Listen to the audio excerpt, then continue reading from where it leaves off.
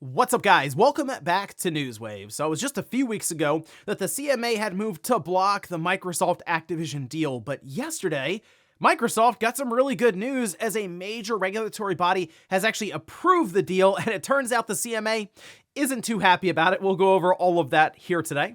Also, we are going to be talking about a game that seems to have leaked again, showing Disney and Square Enix teaming up to produce a competitor to Super Smash Bros. Ultimate. And we'll also be talking about The Legend of Zelda Tears of the Kingdom as it continues to smash records, and it appears the Zelda team is going to be continuing this formula for quite some time. Guys, if you enjoy these videos, make sure you hit that like button, helps out a ton. And if you're new here to the Spawnwave channel, make sure you subscribe down below. And we're going to start today with the Super Mario Bros. Movie, which has been incredibly successful at the box office, now accumulating over $1.2 billion. And it's basically become one of the most successful animated movies of all time. And people have been wondering when they can pick this up on Blu-ray or buy it on any of the digital storefronts so they can enjoy it from the comfort of their own home. Well, take a look at this. This is posted up by Nintendo Everything, who says the Super Mario Bros. Movie will be seeing its digital home debut tomorrow, or today, May 16th. Universal Home Pictures has announced the film can be seen on digital platforms in the United States where you can buy or rent movies from Universal Pictures Home Entertainment. So that kind of surprised me. I wasn't expecting it to just basically be announced the day before, and it's like, it's out now. You can just go ahead and buy it on, I guess, any of the digital platforms. It also seems pretty fast. I guess if you look back in the day, it took a lot longer to go from the theater to home, but now in the digital era, it seems pretty quick, and sometimes it just launches at home and in the theaters. But in this case, they've made it $1.2 billion as it is in theaters. Why not continue that momentum even 40 days later on these digital platforms at home, and then release the Blu-ray later, which we're still waiting for a release date there. So kind of 3 releases for Nintendo and Illumination for a movie that's already proven to be incredibly successful.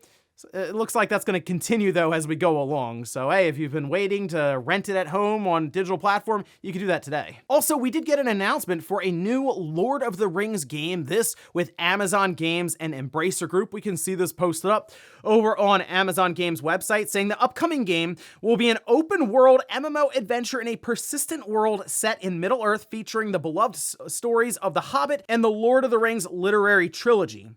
The game is in early stages of production, with Amazon Games Orange County, makers of the popular open-world MMO game New World. There's some controversy I know around New Worlds. That's interesting. Leading development, Amazon Games will publish the game globally for PC and consoles. Additional details, including launch timing, will be shared at a later date. And we had sort of heard that there were talks around a Lord of the Rings MMO, but there was some talks that it was kind of falling through. Now it looks like it is official. They've inked the deal, and we've had Lord of the Rings Online. I think that launched more than 10 years ago, and some people enjoyed it, but I guess it's kind of fallen off since then. So them, I guess, starting brand new with a new MMO with the developers behind New World, be interesting to see how that works out, but they're in early development now, so it's going to be several years most likely before we even see some sort of closed beta ready to go. But there you go, Lord of the Rings fans, especially ones who really enjoy the older MMO, something to look forward to. Oh, and we did a rare sales update for the Xbox Series consoles. This coming out of the UK, which you can see posted over on gamesindustry.biz from Christopher Dring, who says the Xbox Series S and X hit 2 million sales in the UK, 12 weeks faster than Nintendo Switch. That sounds impressive, but then I looked at the chart and I was kind of surprised on this one. Now, of course, this is all just from the UK, so it's going to be a bit different in terms of sales from what you may expect. Like, the Nintendo Switch was the 9th fastest to 2 million, and that's underneath the Series X and S, the PlayStation 1, Xbox 360, Xbox One, PS3, PS5, PS4, PS2, and then the Wii is number 1. Now, if you go by revenue, the Xbox Series S and X is actually up there in the top, 5? So, because the Series S or the Series X specifically is $500, it does give it the edge over something like the Wii that came out at $250. But hey, there you have it. At least in the UK, to 2 million units got there faster than the Switch did. And guys, with some of the quick news out of the way, let's get into the bigger stuff. Let's start right away with the Microsoft Activision Blizzard deal, as it's now reached Season 2, big season premiere, as it appears the EU has approved the deal. This, again, coming weeks after the CMA moved to block the deal. So bit of a contrast there between the two regulators, and it was pointed out by the CMA and also many other people on social media. But we can see this headline from The Verge, which says Microsoft's Activision Blizzard acquisition approved by the EU regulators. It's the $68.7 billion deal. Over on the EU website for European Commission, they have a long press release and really just information dump going over some of the conclusions they've reached and the remedies that Microsoft had agreed on that really got this thing to go through. We can see here the Commission found that Microsoft would have no incentive to refuse to distribute Activision's games to Sony, which is the leading distributor of console games. We've gone over that many times, that it just makes too much money right now on PlayStation for Microsoft to snap their fingers and take Call of Duty away. But they also say that even if Microsoft did decide to withdraw Activision's games from PlayStation, it would not significantly harm competition in the consoles market. So Sony really has no bearing with everything they've done, and they've done a lot to kind of put a stick in the wheel of the entire operation here. Didn't really matter, and the biggest thing they focused on here, that being cloud, which we heard with the CMA as well. And again, it sounds weird because we've experienced cloud gaming, and it's certainly not to the point where we're going to throw away our native consoles to just play everything off of the cloud. But remember, these regulators are thinking 10, 15, 20 years into the future when technology could progress to a point where cloud gaming is basically the same as native gaming. Some of these points include even the games available for multi-game subscription services, and they say it would harm competition in the distribution of PC and console games via cloud streaming services. Activision's games exclusive to its own cloud game streaming service, Game Pass, and withheld from rival cloud game streaming providers would reduce competition in the distribution of games via cloud game streaming. They also mention Windows for the PC operating systems, like if Activision Blizzard games were specific to Windows and wouldn't be available on Apple or I guess Linux or others, how that would harm competition and actually be bad for consumers. And some of the proposed remedies that they have here, again, really just about that cloud gaming space, where they mention a free license to consumers in the EEA that would allow them to stream via any cloud game streaming services of their choice, all current and future Activision Blizzard PC and console games for which they have a license, a corresponding free license to cloud game streaming service providers to allow EEA-based gamers to stream any Activision Blizzard's PC and consoles games. Now, there seems to be a lot of talk and confusion around exactly what this means, a free license. Well,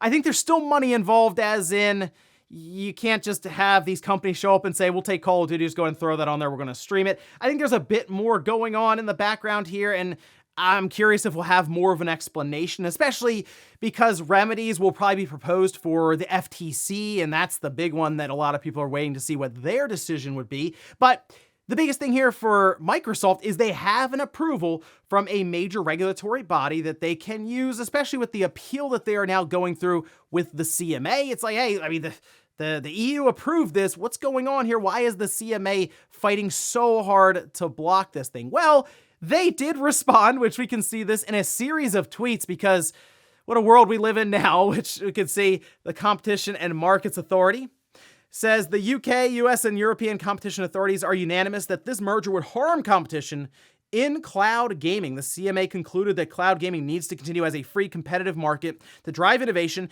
and choice in this rapidly evolving sector. Microsoft's proposals, accepted by the European Commission today, would allow Microsoft to set the terms and conditions for this market for the next 10 years. They would replace a free, open, and competitive market with one subject to ongoing regulation of the games Microsoft sells, the platforms to which it sells them, and the conditions of sale. This is one of the reasons the CMA's independent panel group rejected Microsoft's proposals and prevented this deal. While I recognize and respect that the European Commission is entitled to take a different view, the CMA stands by its decision. And I have to say, right now, it kind of looks like the CMA is really the only one who's opposing it this heavily, with the EU approving it.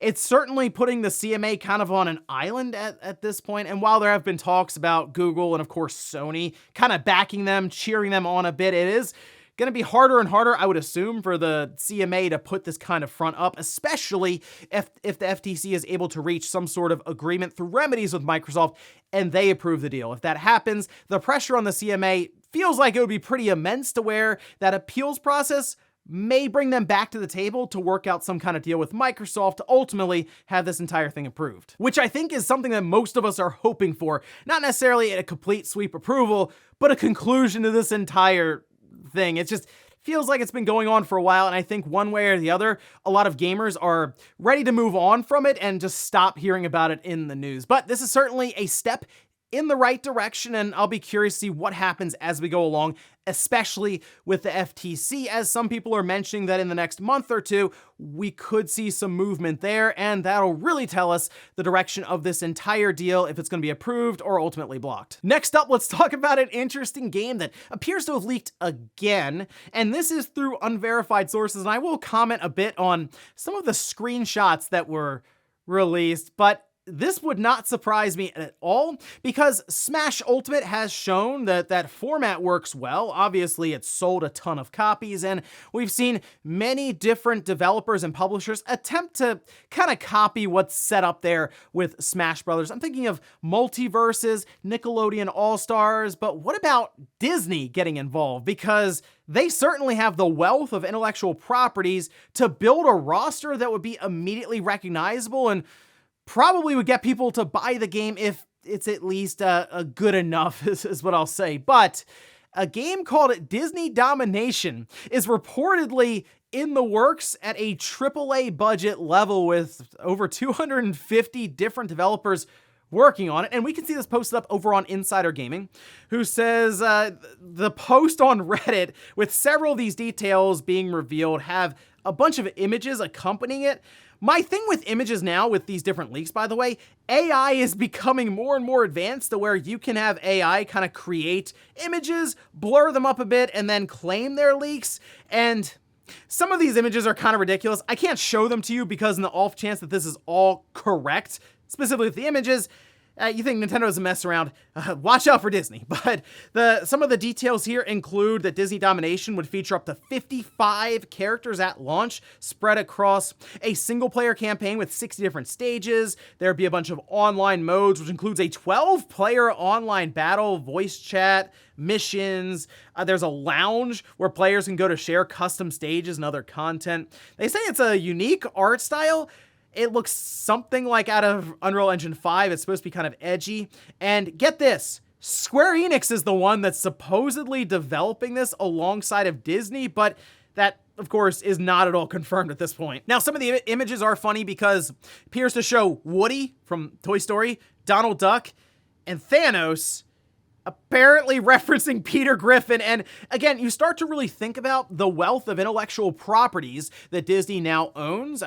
Obviously, go into Marvel, Star Wars, Indiana Jones. I mean, the list really goes on and on and on. You could technically have Peter Griffin fighting Homer Simpson. Remember back in the day, Family Guy versus The Simpsons? You could actually live that out in video game form. But it makes sense, I feel like, for Disney to attempt this, as we've seen Disney continue to license out more and more of their intellectual properties and universes to create games. Why not take a shot at something that could have mass appeal with the Super Smash Bros. Format, but with all the different Disney intellectual properties at their disposal? And they could also have crossovers, I'm sure, with other companies. I mean, Square being involved, who knows? Maybe you could have Squall taking on Iron Man or something there. So a lot of possibilities with it, but we'll see if this ends up being correct. It is like the second or third time that this has been referenced and leaked online. So, hey, Summer Game Fest right around the corner, maybe set up for a reveal there and a 2024 release. I guess we'll see. Next up, let's talk about The Legend of Zelda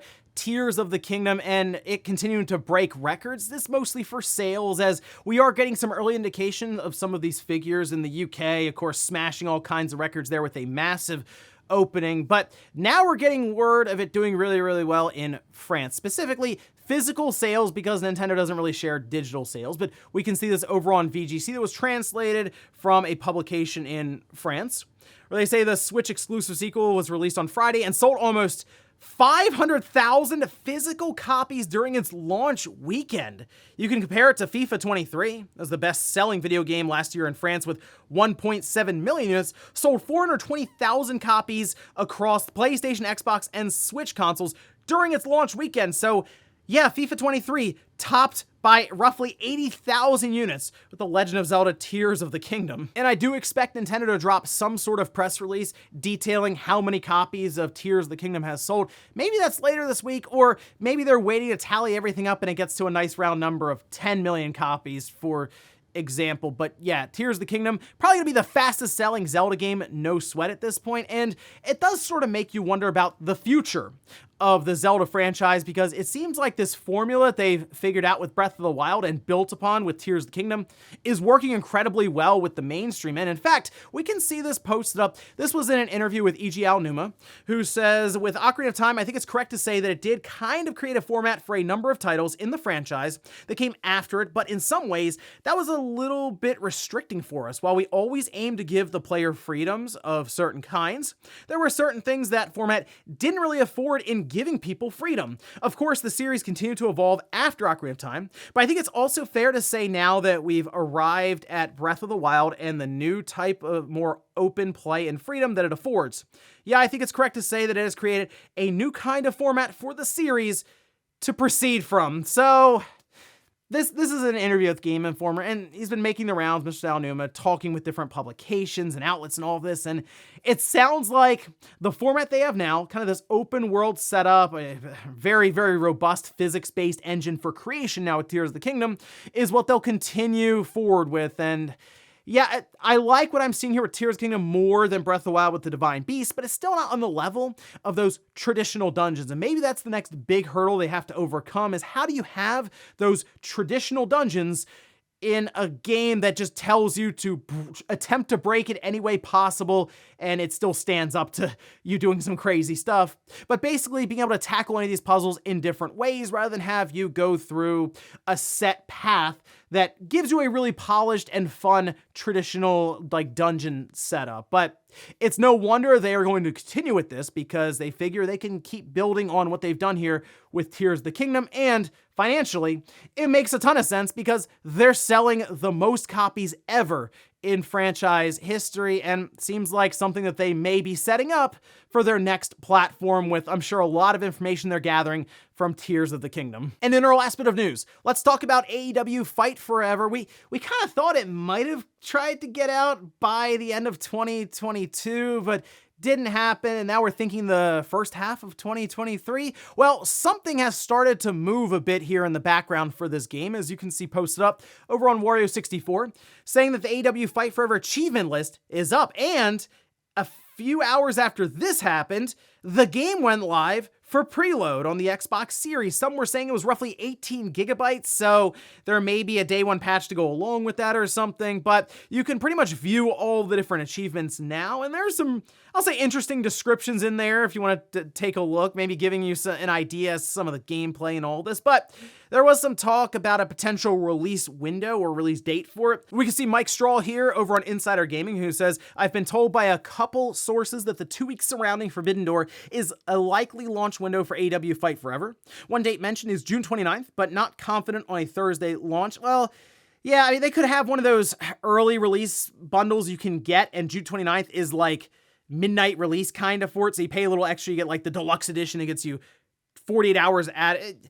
Again, it's kind of a release window to me, maybe that week. I've reached out to THQ Nordic, the game's publisher, for comments. So the fact that achievements are now live, we see the preload is live, it does make you think we're getting close to a quick announcement and then release. So I guess it's possible that in the next week or two, we have something get pushed out there, just an announcement trailer of the release date, and it's at the end of June. So this is exciting stuff for people who have been looking forward to this game, but have heard that it's kind of been getting pushed back internally a few times now. So I'm hoping this turns out to be a really good competitor for what we have with the WWE 2K series, because they certainly need it. And the fact that this is being created from the lineage from No Mercy does give me hope that it can hit that kind of that old school feel. So exciting stuff. I'll be keeping an eye on this one and let you guys know when we do get that official release date. And before we go to the comment of the day, we're gonna take a look at the poll that I posted up yesterday, where I ask, going forward, would you prefer the Zelda series to continue the open-ended world design like Breath of the Wild and Tears of the Kingdom, or go back to the more linear style from older Zelda games? Look at this, 57% say more open world format, 43% say more traditional linear format. And I've heard both sides of this argument, which one people would prefer, and I do notice that people who want the traditional dungeons tend to be people maybe who grew up with the older Zelda games, whereas the newer generation loves kind of this new direction of the Zelda franchise. And again, the numbers show that this is the correct format for Nintendo to pursue, with Breath of the Wild topping nearly 30 million at this point, and Tears of the Kingdom, I think, well on its way to, at minimum, match or get close to Breath of the Wild, even maybe surpass it. So yeah, I feel like Nintendo will continue along this path because clearly it's pulling a lot of people in. At the very least, I wouldn't mind them going back and maybe doing remakes of something like the Oracle games or maybe even Minish Cap to give us that traditional Zelda feel once again, even with a new coat of paint. I like Link's Awakening for what it was. I would check those out too. But hey, I'm curious what's next after Tears of the Kingdom, because that's gonna be a very hard open world game to top. And we'll finish up with the comment of the day, as you're seeing here.